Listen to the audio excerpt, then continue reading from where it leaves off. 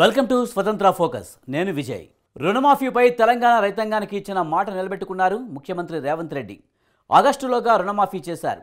అంతేకాదు, BRS senior నేత హరీష్ రావుకు సవాల్ విసిరారు. గడువులోగా తమ ప్రభుత్వం రుణమాఫీ చేసిన నేపథ్యంలో హరీష్ రావు రాజీనామా చేయాలని డిమాండ్ చేశారు.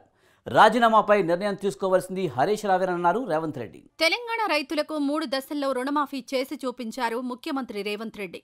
మూడో విడతలో ₹1,50,000 నుంచి ₹2,00,000 వరకు రైతులకు రుణమాఫీ చేశారు రేవంత్ రెడ్డి. తెలంగాణ వ్యాప్తంగా 14.45 లక్షల మందికి మూడో విడతలో రుణమాఫీ చేశారాయన. 2 విడతల్లో 12,000 కోట్ల రూపాయల రుణమాఫీ చేసింది తెలంగాణ సర్కార్. మూడో విడతలో రుణమాఫీ చేసిన సందర్భంగా బీఆర్ఎస్ సీనియర్ నాయకుడు మాజీ మంత్రి హరీష్ రావుకు సవాల్ విసిరారు. ముందుగా చెప్పినట్లు ఆగస్టు 15లోగా తమ ప్రభుత్వం రైతు రుణమాఫీని విజయవంతంగా పూర్తి చేసిందన్నారు. ఇక మిగిలింది హరీష్ రావు రాజీనామా చేయడమేనన్నారు రేవంత్ రెడ్డి. అల్లుడు రైతు రుణమాఫీ ఎప్పుడు చేస్తామని నేను ఆ సన్నాయోనికి చెప్పిన 15 ఆగస్టు లోపల చేస్తారా భయ్, నువ్వు చేసిన అప్పులు కడుతున్నా జర కూడా తీసుకోవాలి సంసారాన్ని కడతా అని. నువ్వు 15 ఆగస్టు లోపల చేస్తే నేను రాజీనామా చేస్తే సవాల్ అన్నాడు. సరే మంచిది, రాజీనామా పత్రం జేబులో పెట్టుకో అని మన సిద్దిపేట పోయి చెప్పిన.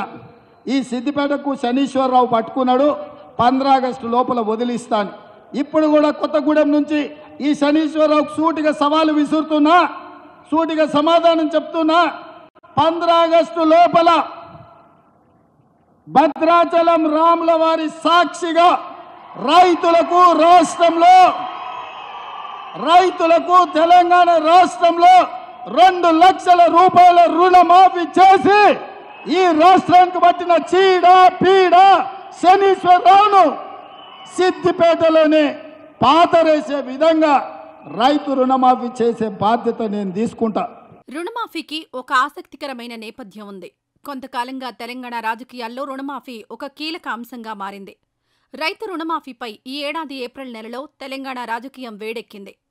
రుణమాఫీపై అధికార ప్రతిపక్షాల మధ్య సవాళ్లు ప్రతి సవాళ్లు సాగాయి. రాజీనామాలు చేయడం, ముక్కు నేలకు రాయడం వంటి పదాలతో సవాళ్లు ప్రతి సవాళ్లు చేసుకున్నారు. ఒక దశలో ఈ సవాళ్లు ప్రతి సవాళ్లకు హైదరాబాద్ నగరంలోని గన్ పార్క్ వేదికగా మారింది. ముఖ్యమంత్రి రేవంత్ రెడ్డి, బీఆర్ఎస్ సీనియర్ నేత హరీష్ రావు మధ్య మాటల యుద్ధం నడిచింది. వాస్తవానికి తాము అధికారంలోకి వస్తే రైతుల రుణాన్ని మాఫీ చేస్తామని ప్రదేశ్ కాంగ్రెస్ కమిటీ అధ్యక్షుడి హోదాలో ఎన్నికల ప్రచార సమయంలో రేవంత్ రెడ్డి హామీ ఇచ్చారు. ఇదే విషయాన్ని ఒక దశలో హరీష్ రావు ప్రస్తావించారు. కాంగ్రెస్ సర్కార్ రాగానే రైతులకు ₹2,00,000 మేర రుణమాఫీ చేస్తానన్న హామీ ఏమైందని గులాబీ పార్టీ ప్రశ్నించడం మొదలుపెట్టింది.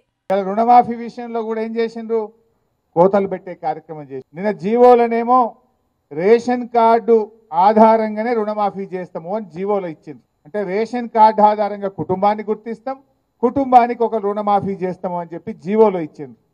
ప్రజల్లో వ్యతిరేకత వస్తే మాటల్లో ఏం చెప్తున్నారు, లేదు లేదు రేషన్ కార్డు అవసరం లేదు, పాస్బుక్ ఆధారంగా చూస్తామని మాటలు చెప్తున్నారు. మాటలు నడవయి కదా, నీ జీవో మార్చు. కథ అక్కడితో ఆగలేదు. అసలు రేవంత్ రెడ్డి సర్కారుకు రుణమాఫీ చేయాలన్న చిత్తశుద్ధి లేదని బీఆర్ఎస్ నాయకులు తీవ్ర విమర్శలు చేశారు. రుణమాఫీ చేయాలన్న చిత్తశుద్ధి నిజంగా రేవంత్ రెడ్డికుంటే 15 ఆగస్టులోగా చేయాలన్నారు. 15 ఆగస్టులోగా రుణమాఫీ చేస్తే తాను ఎమ్మెల్యే పదవికి రాజీనామా చేస్తానని మాజీ మంత్రి గులాబీ పార్టీ సీనియర్ నేత హరీష్ రావు సవాల్ విసిరారు. హరీష్ రావు సవాల్కు ముఖ్యమంత్రి రేవంత్ రెడ్డి స్పందించారు. 6/100 ఆగస్టు 15లోగా రుణమాఫీ చేసి తీరుతామన్నారు. అంతేకాదు, రాజీనామా లేఖ రెడీ చేసుకోవాలని హరీష్ రావుకు సూచించారు రేవంత్ రెడ్డి. హరీష్ రావు అన్నావు కదా సిద్దిపేటకు రాజీనామా చేస్తా అని, రాజీనామా పత్రం జేబులో పెట్టుకో. 15 ఆగస్టు నాడు నీతో మాట్లాడతా బిడ్డ, మాట మీద ఉండాలి. నీ మామలాక మాట ఇచ్చి మాట తప్పి దళితుని ముఖ్యమంత్రి చేస్తా, లేకపోతే తలకాయ నరుక్కుంటాని తలకాయ లేని మాటలు మాట్లాడతాం అనుకుంటున్నావేమో. అసెంబ్లీ ఎన్నికల సమయంలో ఇచ్చిన హామీలను ఒక్కొక్కటిగా నెరవేరుస్తోంది రేవంత్ రెడ్డి ప్రభుత్వం.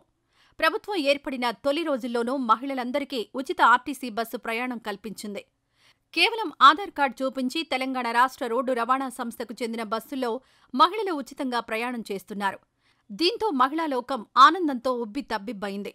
ఎన్నికల ప్రచార సమయంలో ఇచ్చిన కీలకమైన హామీని రేవంత్ రెడ్డి సర్కార్ నిలబెట్టుకుందని మహిళలు హర్షం వ్యక్తం చేశారు. ఇదొక్కటే కాదు, ఎన్నికల ప్రచార సమయంలో ఇచ్చిన మిగతా గ్యారంటీలపై కూడా రేవంత్ రెడ్డి సర్కార్ దృష్టి పెట్టింది. అలాగే ప్రజలకు సంబంధించిన అనేక సమస్యల పరిష్కారంలో రేవంత్ రెడ్డి సర్కార్ దూకుడు ప్రదర్శిస్తోంది.